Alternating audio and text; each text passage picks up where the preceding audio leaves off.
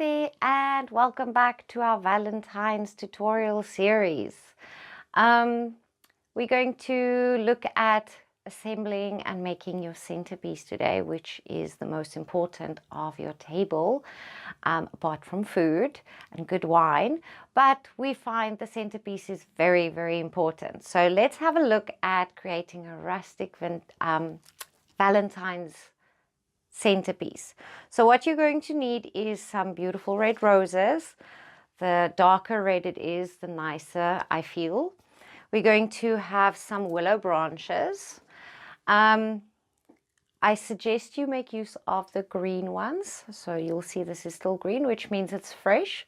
And so I can bend it and weave it into each other. If you buy the dried ones, they're going to snap as soon as you try and weave them. So make sure that they're nice and bendy still and fresh. We've got some of the same greenery that we had for our candles, so we want to make sure that that matches. And this is just as a little bit of a filler if we feel that it just needs that something extra.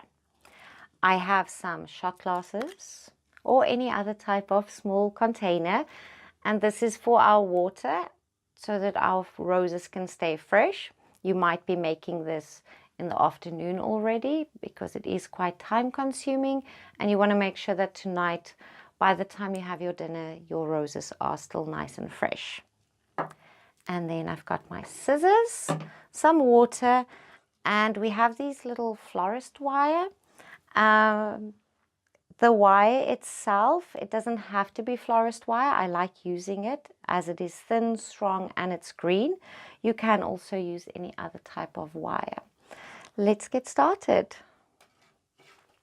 We're going to take our willow, and as you can see, some of them are very bent, and we'll rather cut a few pieces or break a few pieces off than try and incorporate this, and we're going to end up with a boat for a centerpiece instead of a romantic centerpiece.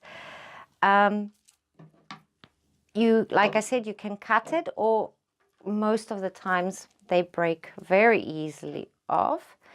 Our centerpiece I'm going to make is going to be very small. Our table is small, so I'm just going to work with the width of this table.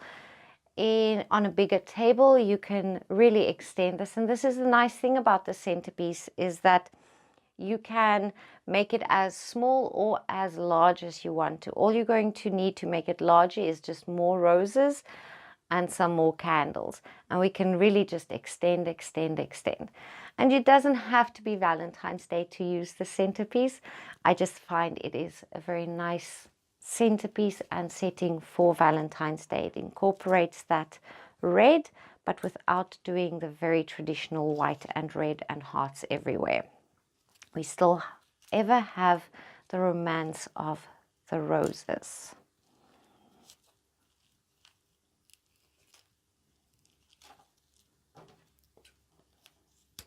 So I'm going to take a few of these.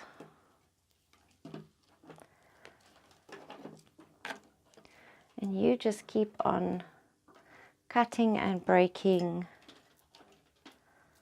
a few as you need them. You'll find sometimes that the thick ones don't work that well. They're very hard, and the thinner parts of the willow is usually the nicer part.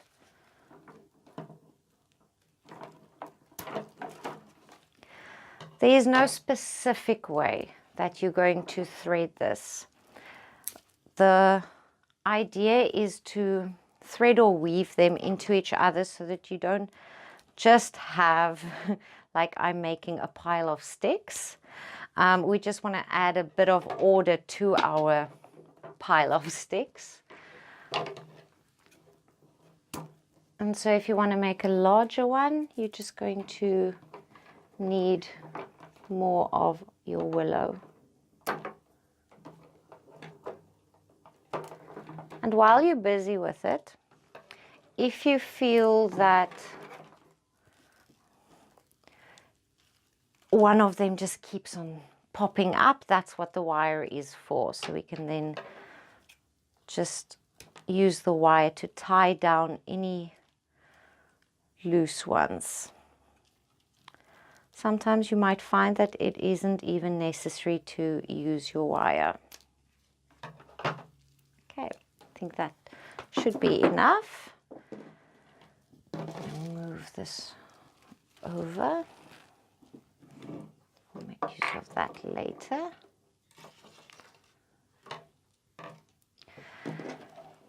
Now the big thing is currently all my thick parts, like the stems, are on the one side and my points are on the other side, and you don't want a start and a finish. So you'd want to twist them around so you have half of them with the thick part on that side and half of them like that. So you are basically joining the ends in the center so that you don't have that large, big pieces poking out on the side, as this is really the nicer finishing touch.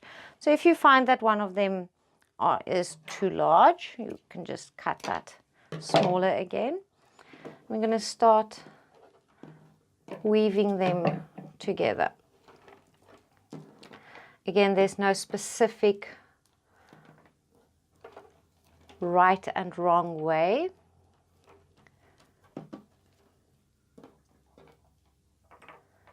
Just want to make sure that at the end of the day it'll form a unit, and feel free to cut away parts that you feel is not pretty,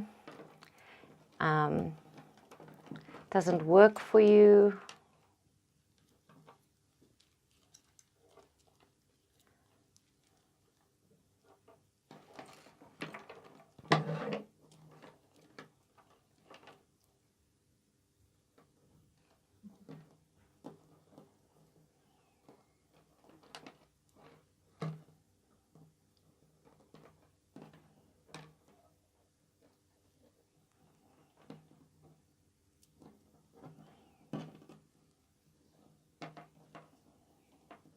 And they will jump around a bit.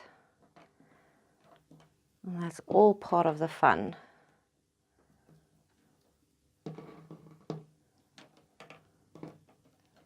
So as you can see, this one has a nice twist to it.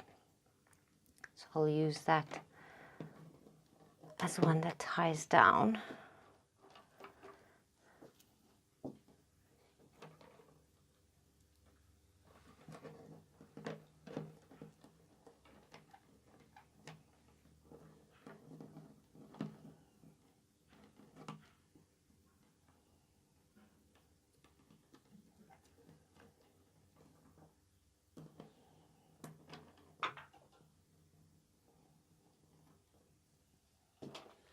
You can make use of your wires.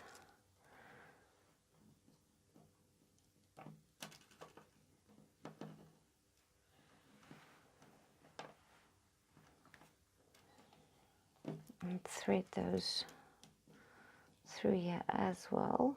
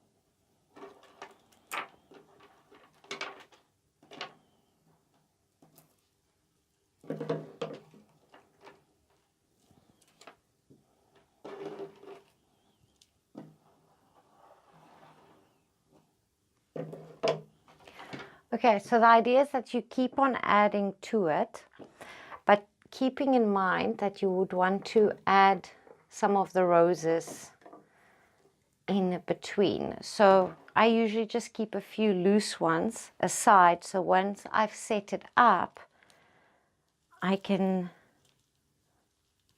just add around them and fill up the space where I feel there's a gap or where I need something extra. Okay.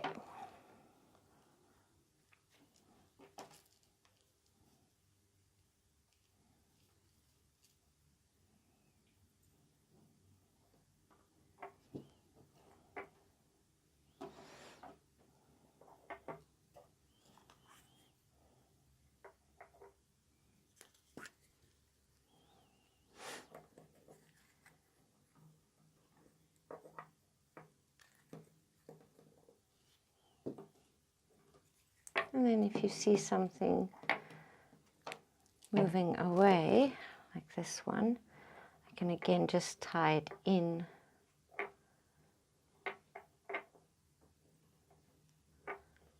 with my wire.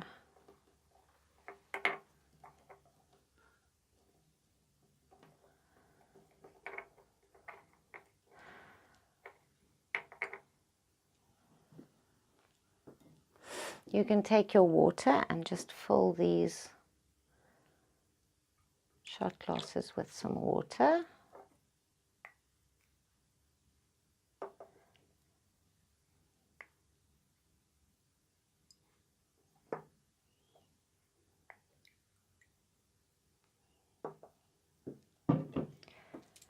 And then take your roses, and they don't have to have long stems.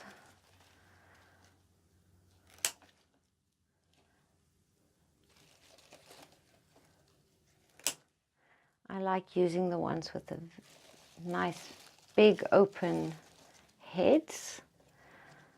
The smaller the roses' heads, the more you're going to end up having to use.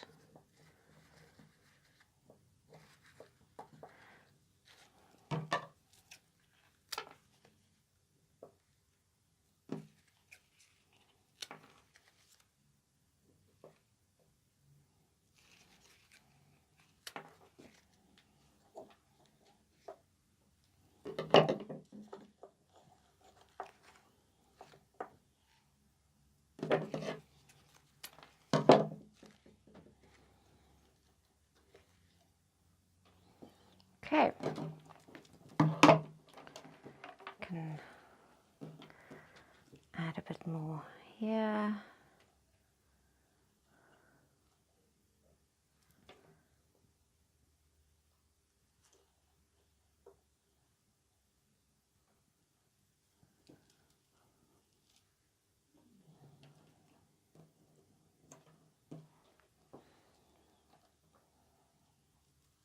Okay, you can take the candle from earlier, you can add that to your centerpiece.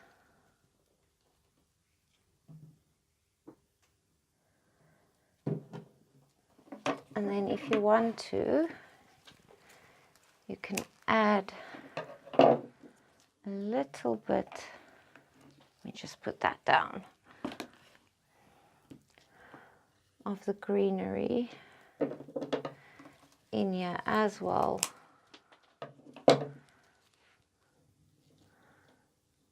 Just to finish it off. And like I said, you can make use of penny gum, eucalyptus. We like staying with the greenery that is a dull green, if I can put it that way. So not a bright green. If you prefer the bright green, you can use that. Just make sure that your candle's greenery is the same as what you're putting on the centerpiece itself.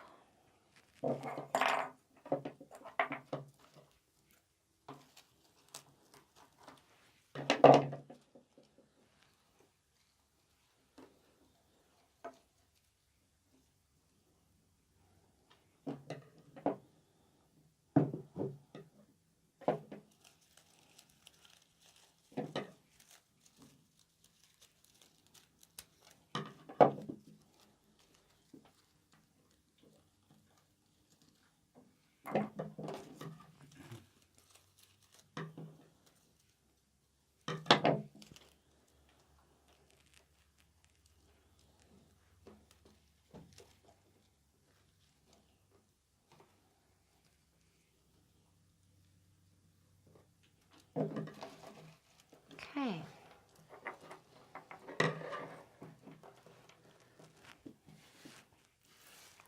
And there you have a very simple, rustic, natural looking centerpiece for Valentine's Day.